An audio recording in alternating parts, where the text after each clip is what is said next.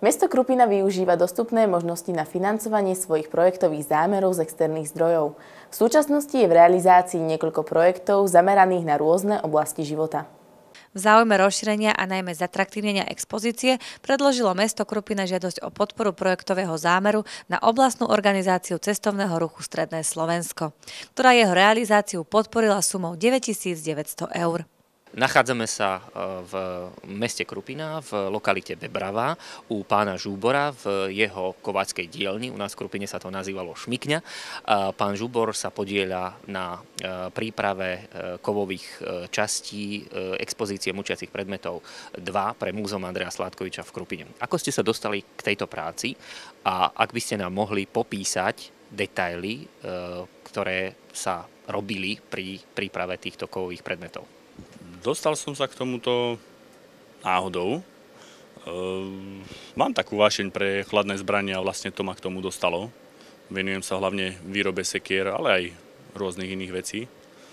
Videli sme časť toho procesu a tej výroby klietky, ale pre laika je to v podstate len udieranie, do horúceho železa kladivom, ale z toho profesionálneho hľadiska je to nejaký postup, nejaký proces. Ako sa vlastne táto klietka tvorila? Tak tu sme použili také masívnejšie pasoviny, pre ten dojem, to vlastne, aby to tak masívne vyzeralo. Komplet sa to prekúvalo, robil som to za studena, potom som to ohýbal, skladám to dokopy, zvrtávam to komplet a bude sa to vlastne celé nitovať.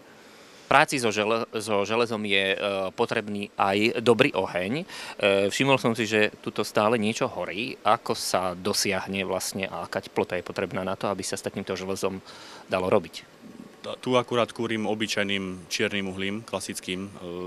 Mám aj iné palivá, ale to používam na špeciálnejšie roboty. Tá kovacia teplota je zhruba od tých 800-900 stupňov do 1100, 1200 už pomaly do toho predplazmatického stavu, už vlastne do bielej farby. S tými farbami toho železa, keď je nahriate, vieme zhruba odhadnúť, v akej teplote sa nachádza. Chcem sa ešte opýtať jednu vec. Vy pôvodne ste pracovali na Orave. Ako ste sa dostali do Krupiny? Pôvodom pochádzam z Oravy, z Veličnej. Už sme nejaký rok žili s manželkou tak na hranici Oravy s Liptovom a 2 roky sme tu, čo sme tu dom kúpili. Manželka je kúsok odtiaľto, vlastne, ju to tu vždy ťahalo do týchto končín. Sama má slabosť pre tento región, skrz jeho históriu, a tak. A vlastne hľadali sme takýto typ bývania. Toto u nás moc nenájdete, tieto lazy a takéto úsadlosti vlastne, polosamoty, samoty, no na Orave toho moc není. Ešte sa vrátim k vašej práci. Vyrábali ste španielsku čižmu, vyrábate klietku, v ktorej možno sa kedysi aj v Krupine upaľovalo. No a pracovali ste aj na takom koňovi, na ktorého sa tiež pri vyšetrovacom procese vysadalo.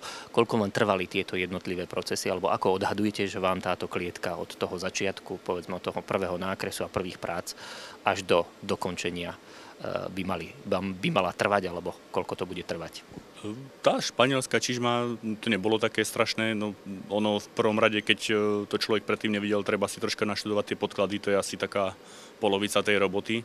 Už samotná tá výroba 2 týždne plus minus,